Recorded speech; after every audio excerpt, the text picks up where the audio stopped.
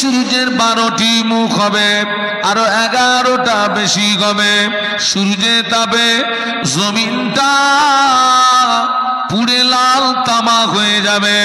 তামাম হাসরবাসীর মাথার গিনু টকবক টকবক টকবক টকবক টকবক করে পুড়তে থাকবে।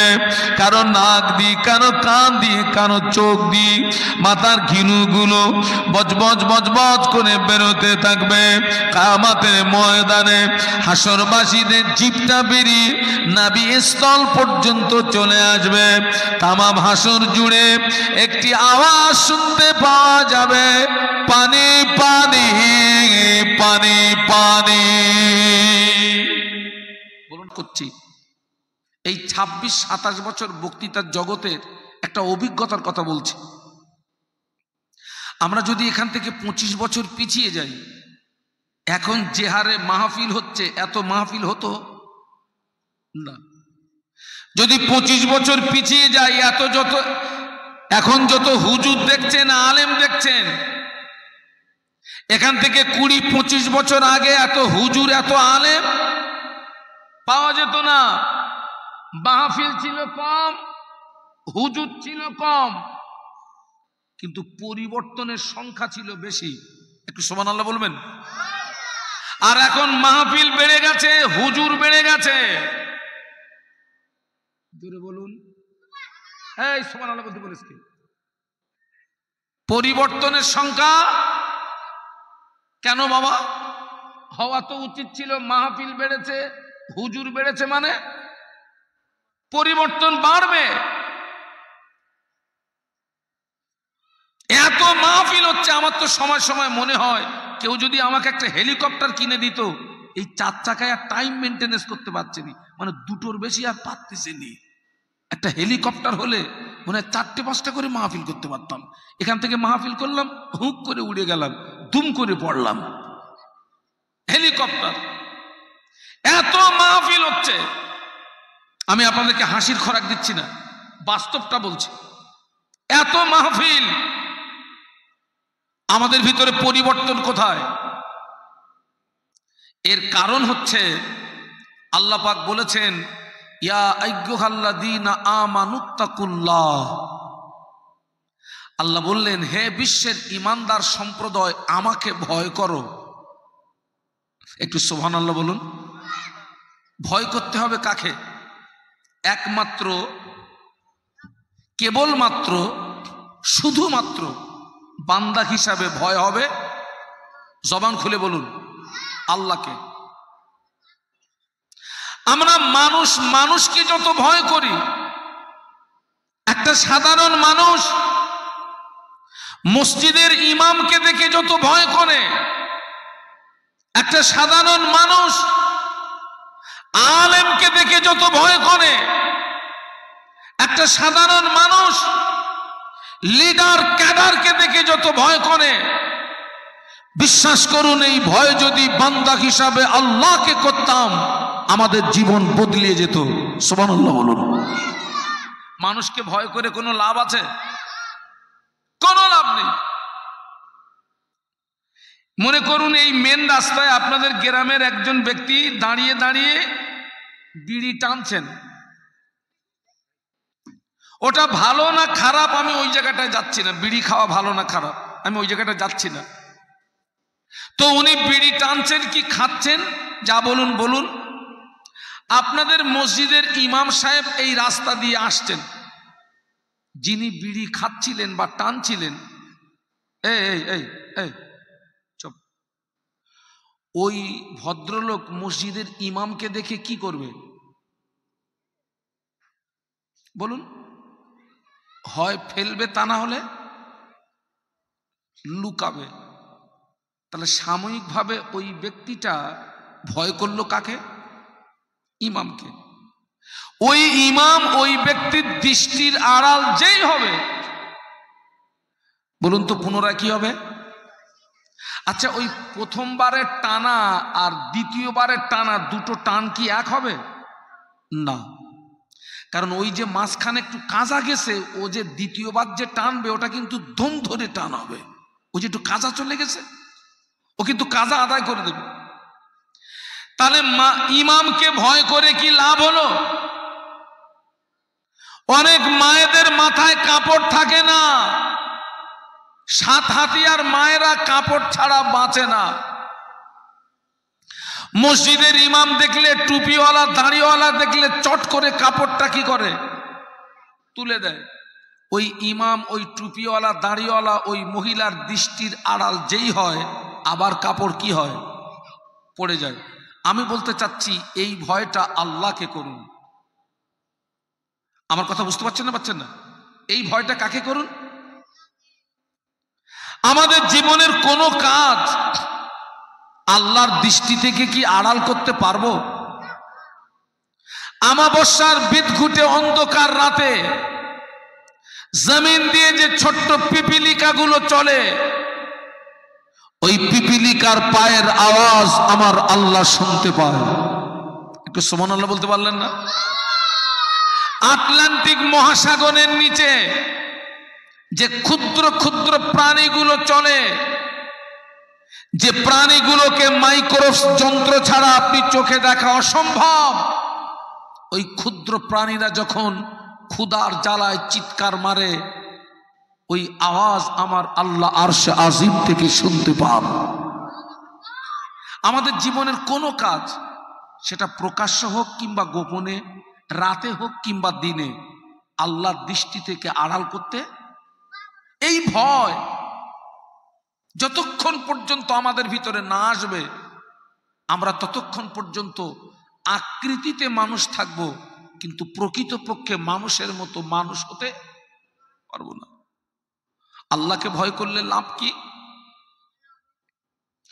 আল্লাহ পাক কোরআন শরীফের ভিতরে বললেন, ইন্নাল্লাযীনা ইয়াখশাউনা রাব্বাহুম বিল গায়বি লাহুম মাগফিরাতুন ওয়া আজরুন কাবীর। সুবহানাল্লাহ বলুন। আল্লাহ পাক বললেন, নিশ্চয় আমার যে সমস্ত বান্দা বান্দি আমাকে না দেখে ভয় করবে। আচ্ছা ভাই, আমি যখন টানছি তখন আওয়াজ নিতে পারছেন না কেন?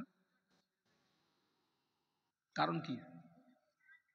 আচ্ছা একটা কাজ করুন তো, আমার দিকে তাকান, আপনার ওই মাইকের ফোনটা দেন। একই কেন?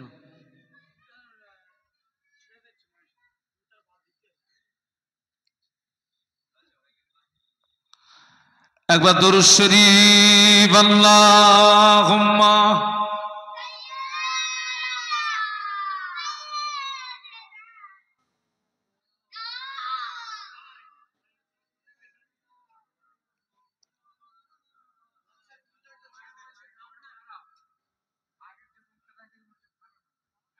সেটা না হোক, আসলে ব্যাপারটা হচ্ছে আমি যতটা টানছি ও আমার সঙ্গে পারতেছে না। আল্লাহ বললেন, ইন্নাল্লাযীনা ইয়াখশাউনা রাব্বাহুম বিল গায়বি লাহুম মাগফিরাতুন ওয়া আজরুন কাবীর। আল্লাহ বললেন, নিশ্চয়ই আমার যে সমস্ত বান্দা বান্দি আমাকে না দেখে ভয় করবে। আমার দিকে তাকান, আল্লাহকে ভয় করতে হবে দেখে না দেখে? এই এই কেন না বলো, আমার চুপ করে বসে থাকবে, একটা কথা বলবো না একদম।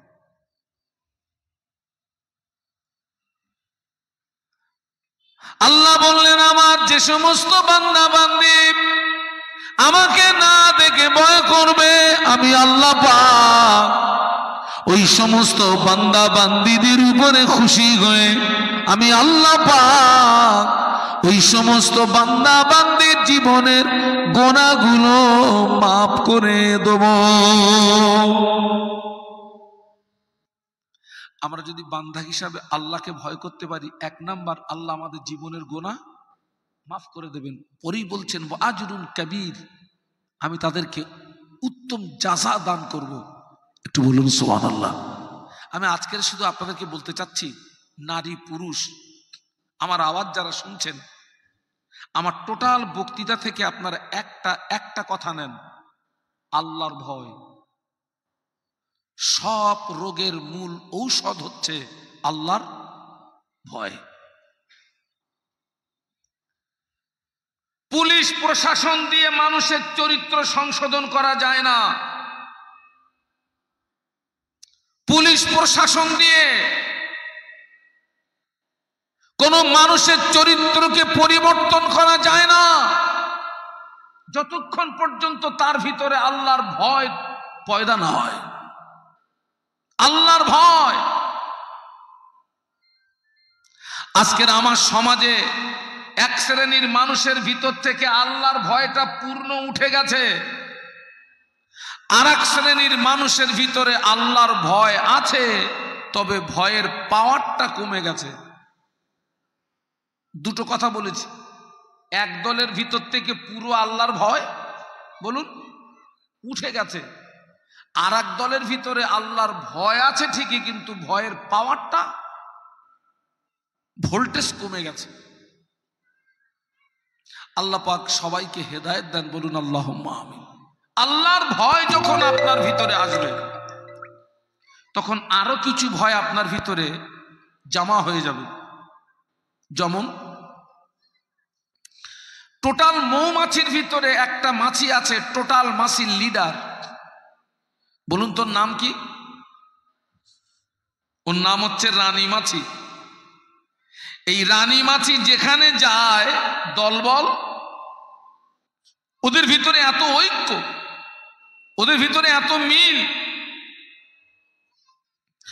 আল্লাহর ভয়টা যখন আপনার ভিতরে আসবে, কবরের ভয়টা তখন আপনার ভিতরে আসবে, হাসনের ভয়টা আপনার ভিতরে আসবে, মিজানের ভয়টা আপনার ভিতরে আসবে, সিরাতের ভয়টা আপনার ভিতরে আসবে।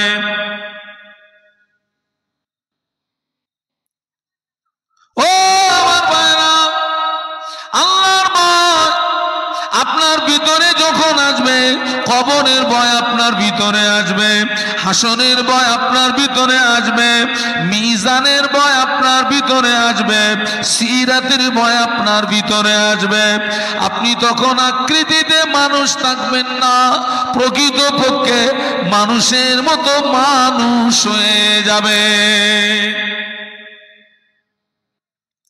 আর আল্লাহর ভয় যখন আপনার ভিতরে না আসবে, তখন বাদ বাকি কোনো ভয় আপনার ভিতরে না, কবরের ভয় আসবে না, হাসরের ভয় আসবে না, মিজানের ভয় আসবে না, সিরাতের ভয় আসবে, কোনোটাই আসবে না।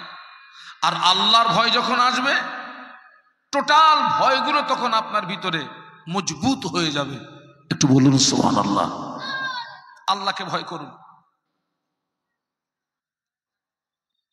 আল্লাহকে ভয় করুন। কিয়ামতের ময়দানে আমাদের মাথার উপরে যে সূর্য, এই সূর্যের 12টি মুখ হবে, আরো 11টা বেশি হবে। সূর্যে তাপে জমিনটা পুড়ে লাল তামা হয়ে যাবে। তামাম হাসরবাসীর মাথার গিনু টকবক টকবক টকবক টকবক টকবক করে ফুটতে থাকবে। কারো নাক দিয়ে, কারো কান দিয়ে, কারো চোখ দিয়ে মাথার ঘিনুগুলো বজবজ বজবজ করে বেরোতে থাকবে। কিয়ামতের ময়দানে হাসরবাসীদের জিভটা বেরিয়ে নাভি স্থল পর্যন্ত চলে আসবে। তামাম হাসর জুড়ে একটি আওয়াজ শুনতে পাওয়া যাবে, পানি পানি পানি পানি। বলুন আল্লাহু আকবার। তামাম হাসর জুড়ে একটি আওয়াজ। কি আওয়াজ? কিয়ামতের ময়দানে কোনো পানি থাকবে না, আল্লাহ পাকের হাওয়াজে কাউসারের পানি ছাড়া আর কোনো পানি থাকবে না। কিয়ামতের ময়দানে আল্লাহর পক্ষ থেকে একটা আওয়াজ আসবে, আমতাজুল ইয়াউমা আইয়ুহাল মুজরিমুন। সূরা ইয়াসিন। আমতাজুল ইয়াউমা আইয়ুহাল মুজরিমুন। আল্লাহ পাক ঘোষণা করবেন, আয় আমার গুনাহগার বান্দা বান্দীরা, আজকের তোরা আমার নেককার বান্দা বান্দীদের থেকে আলাদা হয়ে যা। আয় আমার নেককার বান্দা বান্দি, আয় আমার গুনাহগার বান্দা বান্দিরা, তোরা আমার নেককার বান্দা বান্দীদের থেকে আলাদা হয়ে যা। কিয়ামতের ময়দানে দুটি দল হবে, একটি হলো নেককারের দল, দ্বিতীয়টা হবে গুনাহগারের দল। আবার দুটো দল হবে কিয়ামতের ময়দানে, একটা হবে নেককারের দল আর একটা গুনাহগারের দল। আচ্ছা, আমাদের কোন দলে ঠাঁই হবে সেটা কি আমরা এখন কি বলতে পারবো বাবা? ভয় আছে না নেই? নেককারের দলে ঠাঁই হবে না গুনাহগারের দলে ঠাঁই হবে? কোন দলে? কিয়ামতের ময়দানে কোন ছায়া থাকবে না আল্লাহ পাকের আশেপাশের রহমতের ঠান্ডা ছায়া ছাড়া আর কোন ছায়া থাকবে না। আল্লাহ পাক কিয়ামতের ময়দানে তার 7 দল বান্দা বান্দি দিগকে আরশের রহমতের ঠান্ডা ছায়া নিচে জায়গা করে দেবে। কিয়ামতের ময়দানে যারা আল্লাহ পাকের আরশে পাকের রহমতের ঠান্ডা ছায়া নিচে জায়গা পেয়ে যাবে, ওরা আল্লাহ পাকের জান্নাতি বান্দা হয়ে যাবে। ওই 7 দলের ভিতরে একটা দল আল্লাহ নবী বললেন ইমামুন আদিলুন, পৃথিবীর জমিনে যারা ন্যায় বিচারক, যারা ন্যায় বিচার করে, ইনসাফের সঙ্গে বিচার করে, আল্লাহর সন্তুষ্টির জন্য বিচার করে, ওই ন্যায় বিচারক দিগকে আমার আল্লাহ পাক কিয়ামতের ময়দানে আরশের ছায়ার নিচে জায়গা করে দেবে। বাবা, এখন ন্যায় বিচারক পাওয়া সহজ না কঠিন বাপ? হ্যাঁ, সমাজে এখন আর ন্যায় বিচার আছে? এখন তো বিচার হয় মালে। কিছু হয় বলেছি? কথা বলেন না কেন আপনারা? মালে মালে। ধনী যদি অপরাধ করে, ধনীর অপরাধের সাজা হয়। ঠিক বললাম না ভুল বললাম? কি ঠিক বলেছি? পুরো ভুল কথা বললাম আমি, আপনি বলছেন? গরিব যদি অপরাধ করে, গরিবের অপরাধের সাজা হয়। ধনী যদি অপরাধ করে, মাল ধামা চাপা দেওয়া হয়। আমি বলি, সব দৃষ্টি চাপা দিলি, আল্লাহর দৃষ্টি কি চাপা দিতে পারলি নাকি? যাবে? এইরকম ওয়াজ করতেছি, এরকম স্টেজের পিছনে দুমদাম মারামারি হচ্ছে। তাই বলছি, খোকা কি হয়েছে রে? তা বলছে, হুজুর ওইসব ছেলে মেয়েরা সব ঘুরছিল, একটা ছেলে নাকি একটা মেয়ের দিকে চোখ মেরেছে, ও মাল ধরে পেরেছে। আমি পুঁতে ফেল, চালা। আগে ওয়াজ করেছি মেয়েদের দিকে চোখ মারা যাবে না, আগে ওয়াজ করেছি লটারির টিকিট কাটা যাবে না, সুদ খাওয়া যাবে না, মদ খাওয়া যাবে না, গাঁজায় দম দেওয়া যাবে না, পরের মাল আত্মসাৎ করা যাবে না। এখন ঘুরিয়ে দিয়েছি, যত পারিস সুদ খা, যত পারিস গাঁজায় দম দে, যত পারিস মদ খা, যত পারিস মেয়েদের দিকে ফিরে চোখ মার। তবে একটা কথা বলেছি, আল্লাহ যেন না দেখে। পারবে? যত পারিস চালা। তবে আমার শর্ত একটা, কি সেটা? আল্লাহ যেন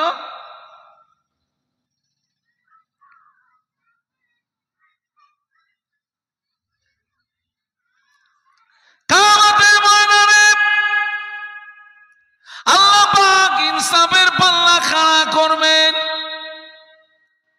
মিজানের পাল্লা খাড়া করবেন, পাপ নেকিকে ওজন করা হবে। কিয়ামতের ময়দানে যার নেকির পাল্লাটা ভারী হয়ে যাবে, ঠিকানাটা জান্নাত হয়ে যাবে। যার গুনার পাল্লাটা ভারী হয়ে যাবে, ঠিকানাটা জাহান্নাম হয়ে যাবে। আপনার আমার নেকির পাল্লা ভারী হবে না গুনার পাল্লা ভারী হবে, ওই কথাটা কি বলা যাবে নাকি? যাবে বাবা? ভয় আছে না নেই? কোন পাল্লা ভারী হবে, নেকির পাল্লা না গোনার পাল্লা?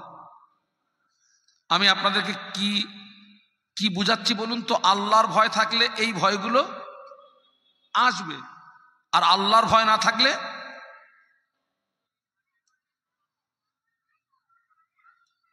কিয়ামতের ময়দানে আল্লাহ পাক জাররা জাররা পরিমাণে হিসাব নেবেন। আমার দিকে তাকান, কোরআন শরীফ আল্লাহ বলেছেন, ফামান ইয়ামাল মিসকালা যাররাতিন খায়রান ইয়ারা ওয়া মান ইয়ামাল মিসকালা যাররাতিন শাররান ইয়ারা। আল্লাহ বলে, বান্দা পৃথিবীর জমিনে যদি যাররা পরিমাণে নেক কাজ করো বান্দা, আমি আল্লাহ পাক কিয়ামতের ময়দানে তোমাকে যাররা পরিমাণে নেকির জাযা দিয়ে দেব। একটু মহব্বতে বলুন না। ও বান্দা, পৃথিবীর জমিনে যদি যাররা পরিমাণে গুনার কাজ করিস বান্দা, কিয়ামতের ময়দানে ওই গুনার খেসারাতটা তোকে দেওয়া লাগবে। যাররার ব্যাখ্যা দিতে গিয়ে তাফসীর কারকরা ব্যাখ্যা দিয়েছে, জমিন দিয়ে যে ছোট্ট পিপিলিকা গুলো চলে, ওই পিপিলিকার মাথাকে যাররা বলা হয়। আল্লাহর কোন বান্দা অতটুকু পরিমাণে নেকির কাজ যদি করে, আল্লাহ জাযা দিয়ে দেবে। অতটুকু পরিমাণে গুনার কাজ যদি করে, কিয়ামতের ময়দানে গুনার খেসারাতটা দেওয়া লাগবে। ভয় আছে না নেই?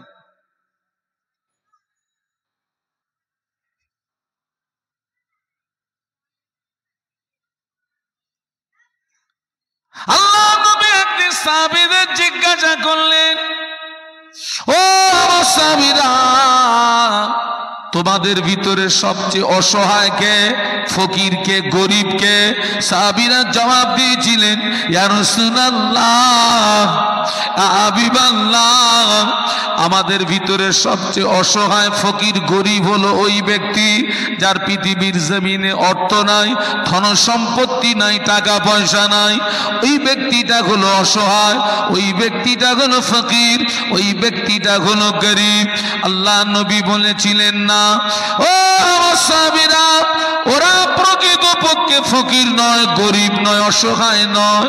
ও আমার সাহাবীরা, কিয়ামতের ময়দানে আমার একদল বান্দা বান্দি প্রচুর নামাজ নিয়ে উঠবে, রোজা নিয়ে উঠবে, হজ যাকাত নিয়ে উঠবে, দান খয়রাত নিয়ে উঠবে, তাসবিহ তেলাওয়াত নিয়ে উঠবে, কিন্তু ওরা পৃথিবীর জমিনে কারোর রক্তপাত করেছে, কারোর হক নষ্ট করেছে, কারোর প্রতি জুলুম করেছে, কাউকে বিনা অন্যায় আঘাত করেছে, ওর ঋণ, ওর পাওনাদারদের ভিতরে ওর নেকিগুলো বিলিয়ে দেওয়া হবে। নেকি যখন শেষ হয়ে যাবে, পাওনাদারদের গোনাটা ওর ঘাড়ে চাপিয়ে দেওয়া হবে।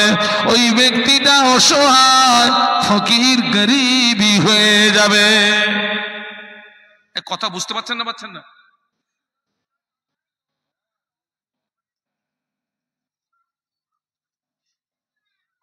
আমরা গরিব বলি কাদের? অসহায় বলি কাদের? যাদের টাকা নেই, অর্থ নেই, ধন সম্পদ নেই। রাসূল বলছেন, না, কিয়ামতের ময়দানে আমার একদল উম্মতি প্রচুর নামাজ নিয়ে উঠবে, রোজা নিয়ে উঠবে, হজ যাকাত নিয়ে উঠবে, দান খয়রাত নিয়ে উঠবে, কিন্তু পৃথিবীর জমিনে এমন কামাই ধুনে গেছে, ও কিয়ামতের ময়দানে ঋণ পরিশোধ করতে বলুন কি শেষ? ধন সম্পদ শেষ না, নেকি শেষ। ধন সম্পত্তি আর নেকি শেষ। আর নেকি যখন শেষ হবে, ওই পাওনাদারদের গোনা তোমার গায়ে জোর আছে বলে ধুড়ুম করে মেরে দিলে? হ্যাঁ, গায়ে ক্ষমতা আছে বলে? ক্ষমতা কয়েক প্রকার, এক হচ্ছে দৈহিক ক্ষমতা, আর একটা হচ্ছে জনগণের ক্ষমতা। তোমার গায়ে জোর আছে বলে তুমি একজনকে বিনা অন্যায়তে প্রহার করলে, মারলে, দুনিয়ায় নয় বেঁচে গেলে আখেরাতে হিসাব দেওয়া লাগবে না? লাগবে না?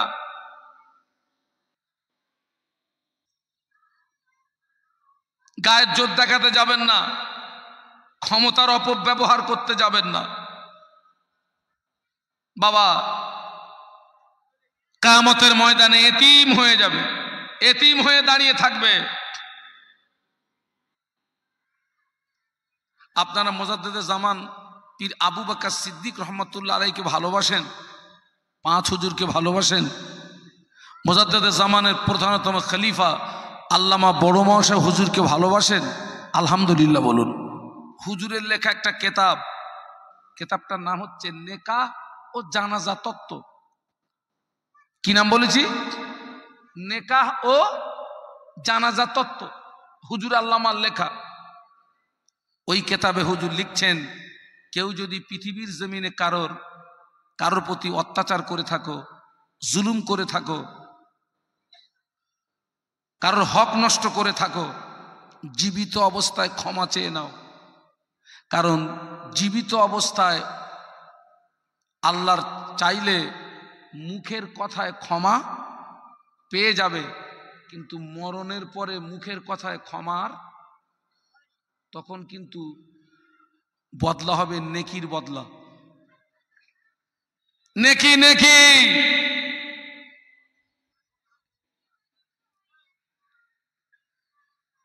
নেকি। আজকের এখানে আখিরি দোয়া হবে। ফুরফুরা শরীফ থেকে ভাইজান হুজুর এসেছেন, উনি দোয়া করবেন, আল্লাহ পাক কোরআন শরীফের পূর্ণ সওয়াব, কলেমা শরীফের পূর্ণ সওয়াব এই গ্রামে যত কবরবাসী তাদের রুহে পৌঁছে দাও। হুজুরের দোয়া যদি কবুল হয়ে যায়, ফেরেশতারা ওই সওয়াবগুলোকে জান্নাতি খানজা করে আপনাদের গ্রামে কবরবাসীদের কাছে নিয়ে যাবে। সুবহানাল্লাহ বলে। ফেরেশতারা বলবে, ও কবরবাসীরা, এই নেকিটা তোমার ছেলে তোমার জন্য পাঠিয়েছে, এই নেকিটা তোমার প্রতিবেশী তোমার জন্য পাঠিয়েছে, তোমাকে স্বাধীনতা দেওয়া হচ্ছে। আজ কবরের ভিতরে এই নেকিটা নিতেও পারো, এই নেকিটা ফিরিয়েও দিতে পারো। তবে কবরের ভিতরে একটা নেকি যদি ফিরিয়ে দাও, আসমান জমিনের মাঝখানে যত সম্পদ আছে বিনিময় এতটা সম্পদ তোমাকে দেওয়া হবে। ফেরেশতারা বলবে, তোমার প্রতিবেশী তোমার আত্মীয় স্বজন আজকে তোমার জন্য এই সওয়াব পাঠিয়েছে, তোমাকে স্বাধীনতা দেওয়া হচ্ছে, তুমি এই সওয়াব নিতেও পারো, ফিরিয়ে দিতে পারো। যদি ফিরিয়ে দাও, আসমান জমিনের মাঝখানে যত সম্পদ বিনিময় এতটা সম্পদ তোমাকে দেওয়া হবে। ও কবরবাসী বলো, তুমি নেকি নেবে না সম্পদ নেবে? কবরবাসীরা বলবে, ও মালায়েকারা, এটা দুনিয়া নয়, এটা কবর। আজ কবরের ভিতরে একটা নেকির বিনিময়ে আসমান জমিন সম পরিমাণে সম্পদ নয়। আজ কবরের ভিতরে একটা নেকির বিনিময়ে যদি আমাকে 7 আসমান জমিন সম পরিমাণে যদি সম্পদ দেওয়া হয়, তার চেয়েও কবরের ভিতরে আমার কাছে একটা নেকির মূল্য বেশি। একটু জোরে বলা যাবে না? একটু মহব্বতে বলা যাবে না? হারাম করিতে হিট কর দিলি তুই, হিটটা যে করলি, আর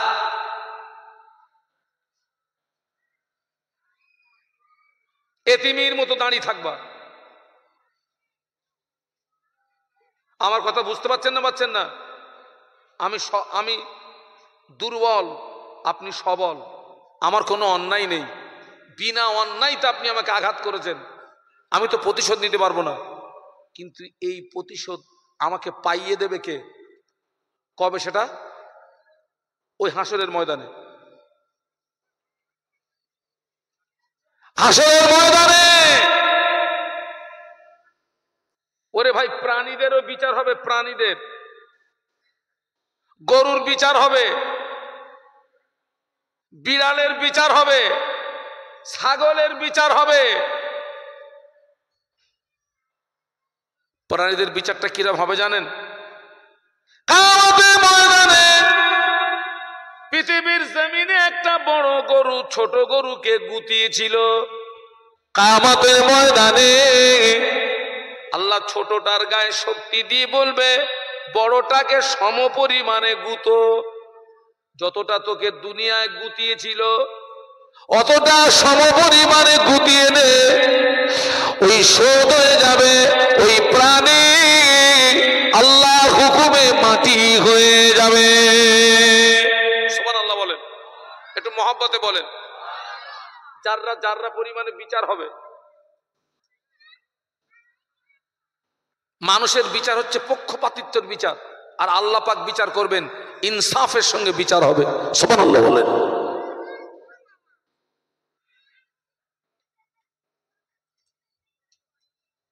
ইনসাফের সঙ্গে বিচার হবে।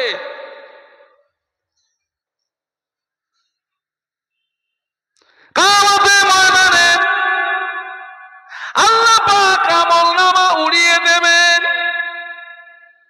কারো আমলনামা সামনের দিক দিয়ে ডান হাতে পাবে, কারো আমলনামা পিছনের দিক দিয়ে বাম হাতে যাবে। যার আমলনামাটা পিছনের দিক দিয়ে বাম হাতে যাবে ওর আখিরাতটা অন্ধকার হয়ে যাবে। যার আমলনামাটা সামনের দিক দিয়ে ডান হাতে পাবে ওর আখিরাতটা আলোকিত হয়ে যাবে। একটু জোরে বলুন, একটু মহব্বতে বলুন।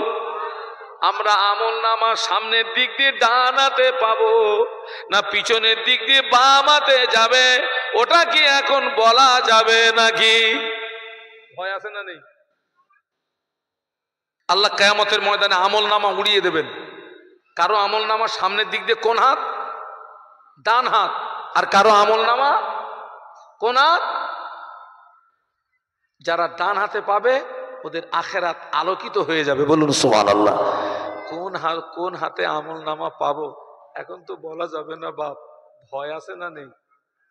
হ্যাঁ, তুই যে আমলনামা নিবি এই হাতে কি করেছিস একটু ভাগ্যে যা। ডান হাতে আমলনামা তুই পাবি কি করে? হ্যাঁ,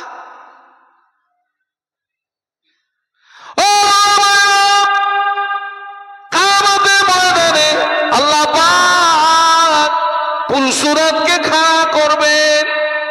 পুলসুরাতটা হবে 1500 বছরের রাস্তা, চুলের চেয়ে সরু, তলোয়ারের চেয়ে ধার। মনে করুন এটা পুলসুরাত। এই পুলসুরাতের নিচে জাহান্নামকে টেনে আনা হবে। কেউ যদি পুলসুরাতে স্লিপি হয়ে যায় টুকরা টুকরা হয়ে জাহান্নামায় পড়ে যাবে, কিন্তু মওত হবে না। এই পুলসুরাত পেরিয়ে তবে কোথায় বলুন? জান্নাত। পুলসুরাত পেরিয়ে তবে, আর এই পুলসুরাতের নিচে কি টেনে আনা হবে? জাহান্নাম। কেউ যদি স্লিপ হয় গর্তে, এই খোকা আমরা পুলসুরাত ঠিক মতন পার হতে পারবো বলে মনে হয়? এইবার বলবে আল্লাহ জানে। কথা বলেন, কথা বলেন, সাহস আছে? আমি তো ওই জন্য অনেককে বলেছি পারলে একটু জমির আলে হাঁটবি, হেঁটে একটু ট্যানিং দিবি, জমির আল একটু হাঁটবি, দেখবি কোনো টাল টাল মারতেছে কিনা। কারণ এখন তো অধিকাংশ জমির আল পুরো একদম কেটে কেটে কি করে ফেলেছে, পুরো পুলসুরাত মারিয়ে ফেলেছে। একটু হাঁট, হেঁটে দেখ কোনো টাল টাল, যদি না মারে তাহলে মনে মনে একটা ধারণা করা যায় আল্লাহ চাইলে মনে হয় পুলসুরাত পেরিয়ে যাব।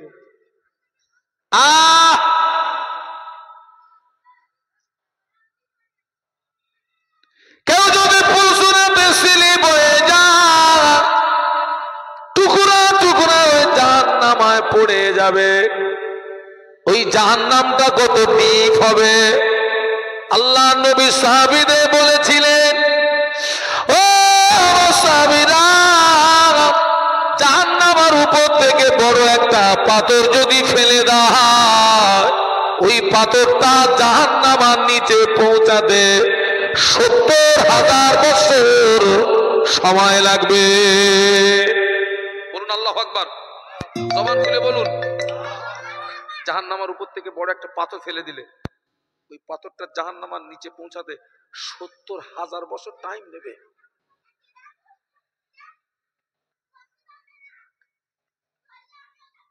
এসব ভয় কজনের মধ্যে আছে বলেন দিন ভাই? একটু দরুদ শরীফ, আল্লাহুম্মা, জোরে জোরে জোরে জোরে।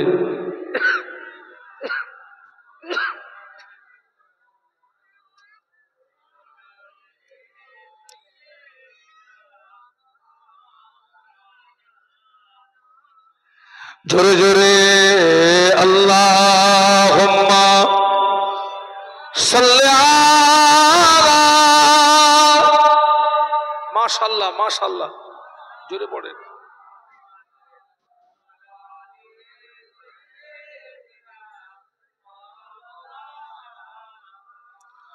मुझे नाज है अपनी खुशकिस्मती पर, मेरे हाथ में गए दामने मुस्तफा की, नगम गए फुआर का न तूफा का परोआ, मैं डूबूंगा फिर भी किनारा करूंगा। अल्लाहुम्मा, ছেলেরা জোরে জোরে পড়ো, সাল্লি আলা।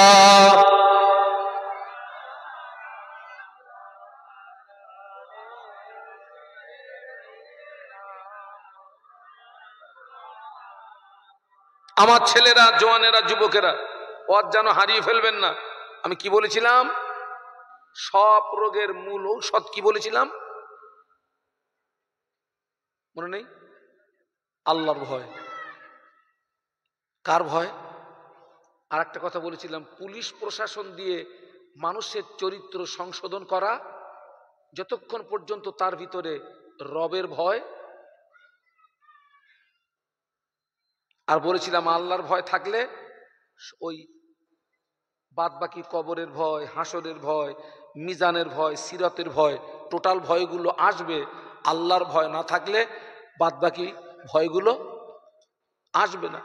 আর বলেছিলাম একদল মানুষের ভিতর থেকে আল্লাহর ভয় পুরো উঠে গেছে, আর একটা বলেছিলাম আর এক দলের ভিতরে ভয় আছে, তবে ভয়ের পাওয়ারটা মুখস্থ করলেন। আর যেন আমার জীবনে আসতে না হয়।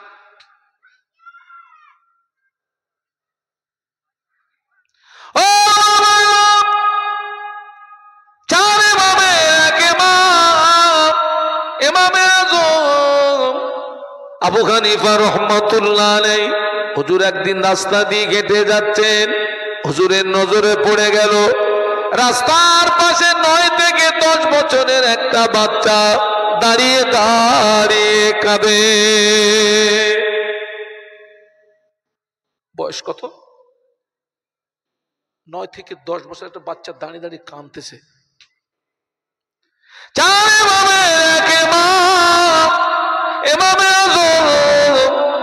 আবু হানিফা রহমাতুল্লাহ আলাইহি গুটি গুটি এগিয়ে গিয়ে ছোট্ট ছেলেটাকে কাছে ডেকে বললেন, বাবা ছেলে তুমি কাঁদছো কেন? কান্নার কারণটা আমাকে বলো না।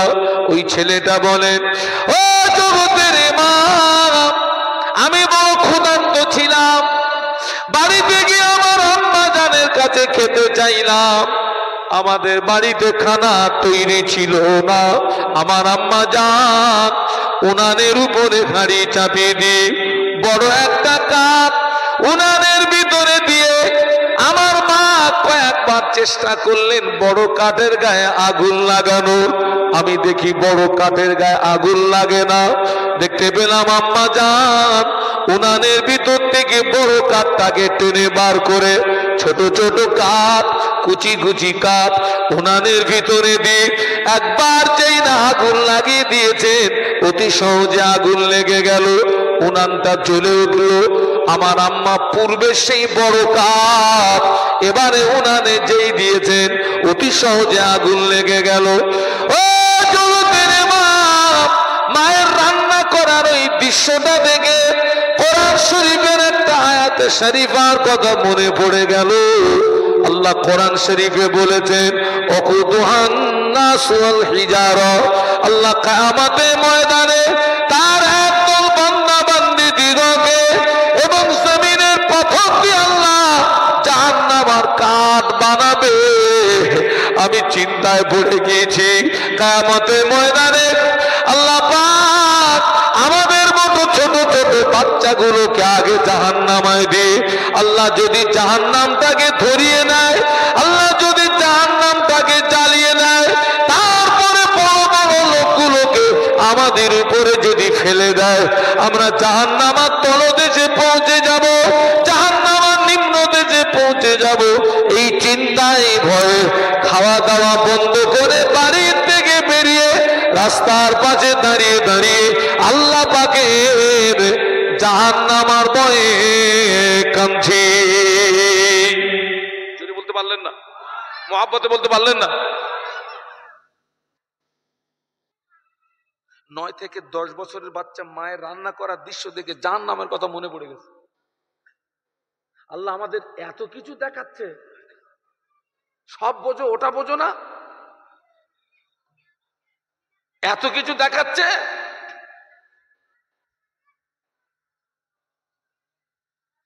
এখনো আমাদের ভিতরে হিংসা, মারামারি, দ্বন্দ্ব, ফাসাদ আছে না নেই? তুই মরবি না মরবি নি? কবরে যাবি না যাবি নি?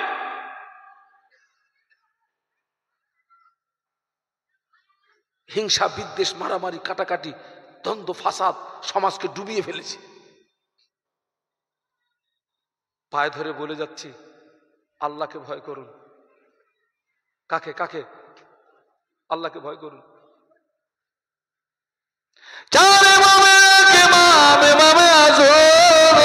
আবু হানিফা রাহমাতুল্লাহ আলাইহি ওই বাচ্চাটাকে কাছে ডেকে বলেছিলেন, ও বাবা ছেলে, এত ছোটবেলা থেকে তোর ভিতরে আল্লাহর ভয়, এত ছোটবেলা থেকে তোর ভিতরে এত আল্লাহর ভয়, আমি দোয়া করি আল্লাহ পাক তোর জন্য জাহান্নামের আগুন আল্লাহ পাক হারাম করে দেবে। আমি দোয়া করি আল্লাহ পাক তোর জন্য জাহান্নামের আগুন হারাম করে দেবে। একটু মহব্বতের সঙ্গে বলুন।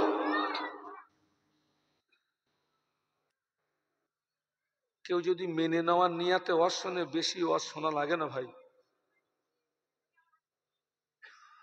এখানে কি বলে ছোট হুজুরকে দেখা মানুষ কেউ আছেন? কেউ নেই? কই হাত তোলেন। আলহামদুলিল্লাহ। আমি কিন্তু ছোট হুজুরকে দেখিনি বাবা। আমি যা হুজুর পেয়েছি মেজলা হুজুর থেকে পেয়েছি। আমি তো কালকের ছেলে, রাত জেগে বুড়ো হয়ে গেছি,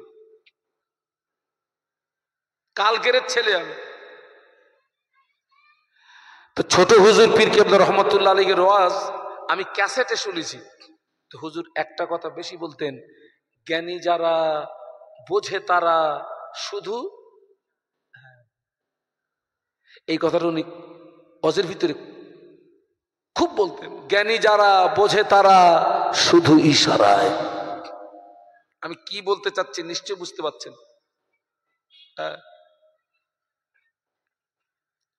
মেয়েদের ভিতরে দেখুন, বর্তমান যুগ সন্ধিক্ষণের সবচেয়ে এক শ্রেণীর নারীদের কারণে সমাজে বেশি গোনা হয়। মানেন না মানেন না? নারী নারী সব নারী খারাপ না বলো, সব বোন খারাপ না, সব ভাবি খারাপ না, সব ফুম্মা খারাপ না, সব খালাম্মা খারাপ না, তবে ভালো সংখ্যাটা একটু জোরে বলুন কম। অনেক বোনেরা, ভাবিরা, ফুম্মারা, খালাম্মারা আলেম ওলামাদের ওয়াজ শুনে তাহাজ্জুদ গুজার হয়ে গেছে। জোরে বলুন তাকবীর দেন, নারায়ে তাকবীর। আয় জোরে বলেন নারায়ে তাকবীর। আওলাদে মুজাদ্দিদুজ্জামান, আওলাদে মুজাদ্দিদুজ্জামান, আমার দাদা পীরের আওলাদ, আমার দাদা পীরের আওলাদ। নারায়ে তাকবীর, নারায়ে তাকবীর। হ্যাঁ, আশেপাশে যারা আছেন ভাই সব